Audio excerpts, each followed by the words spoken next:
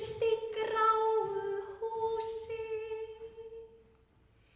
í bláhvítu landi við ysta haf. Einn októberdag fyrir löngu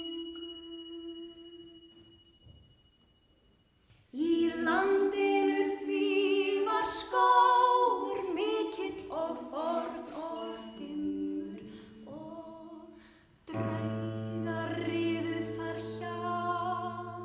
I've been studying singing since I was 12 and all kinds of different ways of singing, classical and jazz and pop. So I've been working in different fields, but folk music and Icelandic music has been closest to my heart ever since I started singing.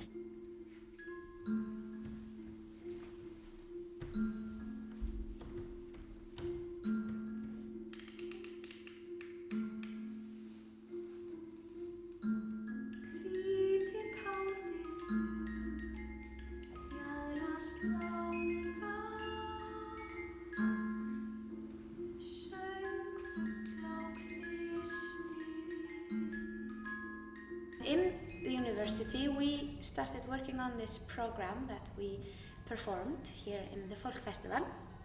And the concept is, well, in the most basic form, it's our name. We are both called Ingibjörg.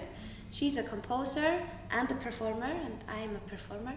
And we used poems by another Ingibjörg, Ingibjörg Haraldsdóttir. And Ingibjörg composed songs to those poems, and we are performing it together. Hann horfir út bílgluggann, út í mjólkur hvítan, morguninn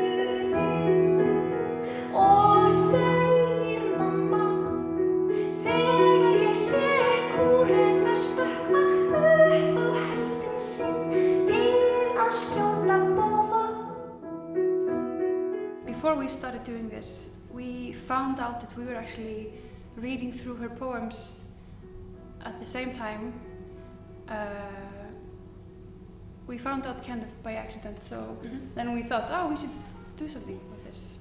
Because we both sort of connected to her words in some way. Niður út hafs í eyra, suð.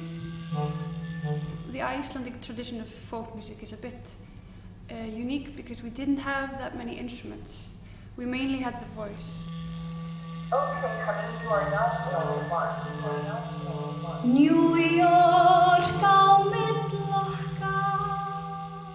In the old days, we used to all live together in those turf houses, and when we were done with all the work, people would gather together, and like the patriarch, the man of the house, would recite poems, rímur, like epic poetry, and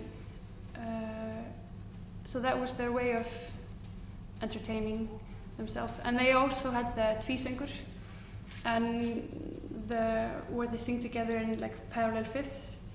I think that maybe has sort of developed because we have a lot of amateur choirs around the country, and many people are singing in a choir. Yeah. So that's maybe that old tradition maybe changed into that, but not a lot of people know about the langspil, for example.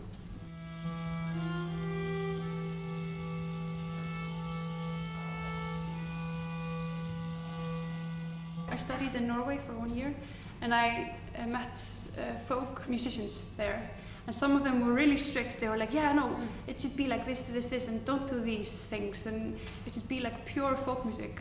But then you're sort of going against what folk music really is, because it's this open form that's open to interpretation. If you start to get like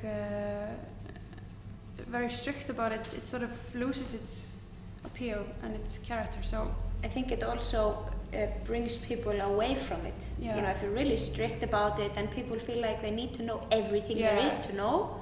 Yes. So they can play it, otherwise they can't. And I was even stuck a bit in this mindset because I was like, I just started this langspil a few years ago. I can't play it. And then in the concert last night, I was like, oh, these people are coming and they've played it for so long, and I'm gonna look like an idiot. But they were inspired by the way you were putting the langspil into a new context. Yeah, I mean, yes, that was nice. Yeah.